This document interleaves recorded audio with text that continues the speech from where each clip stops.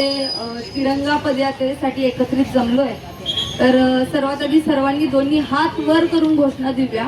बोलो भारत माता की वंदे। आवाज काही चाला नाही, अख्ख्या अकोला शहरामध्ये आवाज आपला गेला पाहिजे, अशा आपण घोषणा दिली पाहिजे। बोलो भारत माता की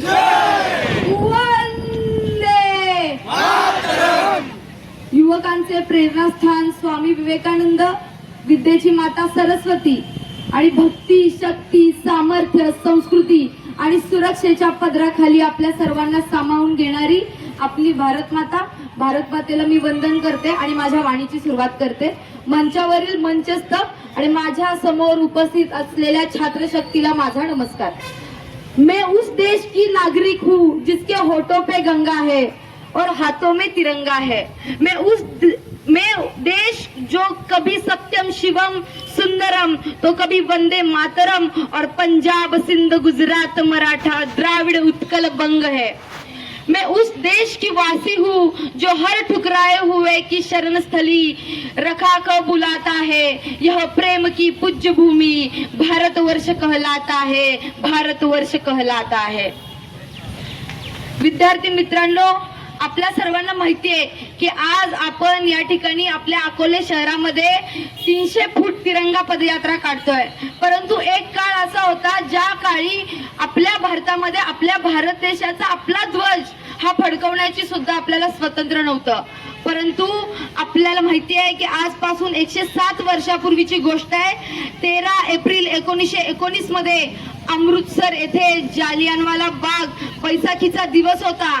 त्यावेळी सर्व भारतीय एका ठिकाणी एकत्रित आले आणि ब्रिटिश सत्तेने एक काम केलं, ते म्हणजे निशस्त्र असलेल्या नागरिकांवरती, आपल्या जमावावरती कुठेतरी हल्ला करण्याचा त्यांनी प्रयत्न केला।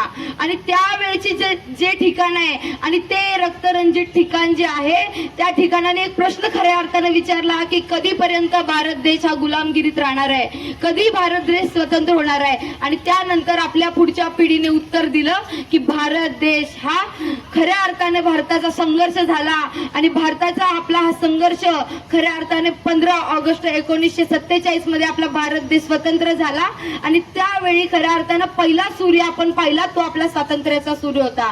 परंतु हा प्रवास काही सोपा नव्हता, तो प्रवास होता त्यागाचा, प्रवास होता संघर्षाचा, प्रवास होता बलिदानाचा आणि प्रवास होता स्वाभिमानाचा।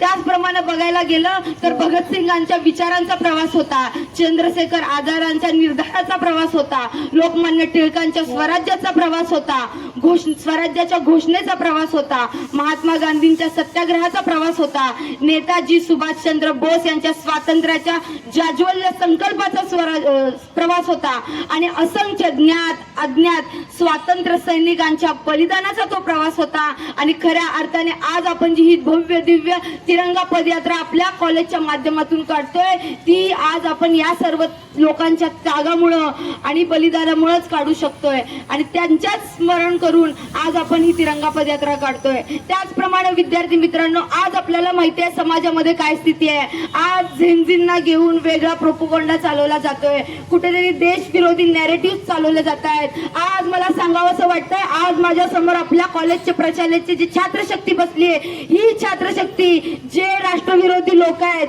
ज्या राष्ट्रविरोधी लोकांनी आज हे झेंझींच्या बद्दलचं चुकीचं मत बनवलंय आणि चुकीच्या पद्धतीनं वेगवेगळ्या पद्धतीनं आंदोलनाच्या माध्यमातून कुठेतरी देश विरोधी नारे लगावण्याचं काम जे करतायत, त्यांना आज मला सांगायचं आहे की आज अकोले सारख्या शहरातल्या काही एका कॉलेज मधल्या कॅम्पस मधल्या प्रत्येक झेंझी विद्यार्थी हा कुठेतरी येऊन यामध्ये आपल्या तिरंग्याचा कुठेतरी अभिमान बाळगत, स्वाभिमान बाळगत आणि स्वतःच्या जबाबदारीची जाणीव करून घेत कुठेतरी या प्रवासाला सुरुवात करतोय। आणि यापुढे या अकोले शहरामध्ये अखिल भारतीय विद्यार्थी परिषदेचं काम आणि ही छात्रशक्ती माझ्या समोर बसलेली खूप चांगल्या पद्धतीनं देशाचं भवितव्य हे जे माझ्या समोर बसलंय, खूप चांगल्या पद्धतीनं आपण सर्वजण मिळून काम करू। तसं बघायला गेलं तर तुम्हाला वाटेल की आपल्या सर्वांनाच देशासाठी काही ना काही करायचं असतं, परंतु देशासाठी काही ना काही करायचं असेल तर फक्त सीमेवर जाऊन करता येतं का, तर त्याचं उत्तर नाही असं आहे। कारण अखिल भारतीय विद्यार्थी परिषद ही गेली 78 वर्षे विद्यार्थ्यांसाठी काम करते. तर विद्यार्थी परिषद ही फक्त एका सेक्टर पुरतं काम करत नाही, तर विद्यार्थी परिषद ही डिफेन्सच्या मुलांसाठी म्हणजेच इंजिनिअरिंगच्या विद्यार्थ्यांसाठी डिफेन्सच्या माध्यमातून काम करते. त्याचबरोबर मेडिकलच्या स्टुडंटसाठी मेडिव्हिजन फार्माव्हिजनच्या माध्यमातून काम करते. त्याचबरोबर ऍग्रिकल्चरच्या विद्यार्थ्यांसाठी ऍग्रीव्हिजनच्या माध्यमातून काम करते.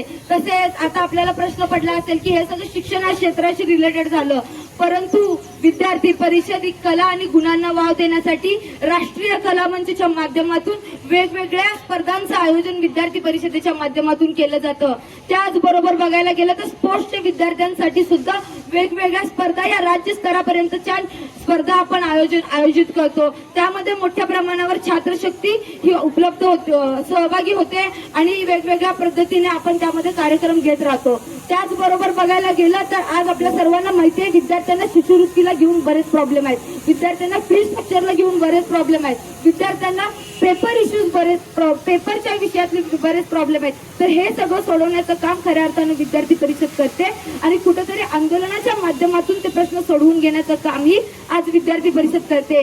त्याचबरोबर माझ्या समोर आज उपस्थित बऱ्याच आपल्या भगिनी आहेत, त्यांना मला एक सांगायचं आहे की विद्यार्थी परिषद ही मिशन साहसी नावाने सेल्फ डिफेन्सच्या ट्रेनिंगच्या माध्यमातून विद्यार्थिनींसाठी काम करते. त्याचबरोबर ऋतुमती अभियान म्हणून आहे जे विद्यार्थिनींच्या आरोग्याच्या विषयात आपण विद्यार्थी परिषद म्हणून काम करतो. आज विद्यार्थी परिषदेने जवळजवळ लाखो विद्यार्थ्यांना कुठेतरी विद्यार्थिनींना ट्रेनिंग दिलेलं आहे सेल्फ डिफेन्सचं.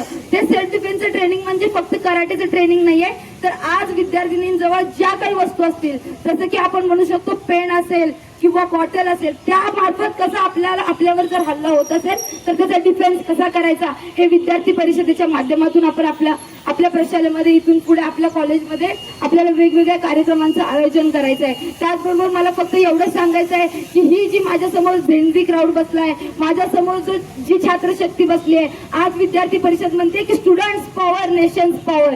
विद्यार्थी छात्रशक्ती हीच राष्ट्रशक्ती आहे आणि युवक आजचा जो आहे तोच भविष्याचा नागरिक आहे देशाचा आणि देशासाठी काम करणार तो युवकच आहे. आणि आज मला सांगायला अभिमान वाटतोय, खऱ्या अर्थानं मला या कॉलेजचे सुद्धा धन्यवाद मानायचे आहे की 300 फूट तिरंगा पदयात्रा ही आपल्या अकोले शहरामध्ये पहिल्यांदाच होतीये आणि ती आपल्या कॉलेजच्या माध्यमातून होते. आणि कुठेतरी समाजामध्ये जे वातावरण आहे, आज समाजामध्ये अशी परिस्थिती आहे की समाज म्हणतो की झेंझी क्राऊड हा नेशनसाठी काम करत नाही, झेंझींमध्ये असे बदल झालेत, झेंझी क्राऊड हा कुठेतरी चुकीच्या पद्धतीला गेलाय, चुकीच्या वळणावरती गेलाय. पण मला सांगायला अभिमान वाटतोय की आज आमच्या कॉलेजचे स्टुडंट्स हे सगळे या कुठेतरी तिरंगा पदयात्रेच्या माध्यमातून राष्ट्राची सेवा करण्यासाठी पुढे जात आहेत किंवा राष्ट्र निर्धाराचा किंवा राष्ट्रासाठी काहीतरी करण्याचा संकल्प आज या ठिकाणी आपण करूया विद्यार्थी मित्रांनो. आणि अखिल भारतीय विद्यार्थी परिषदेच्या माध्यमातून वेगवेगळ्या विषयांमध्ये काम करत आपण राष्ट्रहिताचं काम विद्यार्थी परिषद करते, तर त्यामध्ये आपण जोडूया. आणि त्याचबरोबर मी शेवटी इतकंच म्हणेन की जिस कश्मीर को खून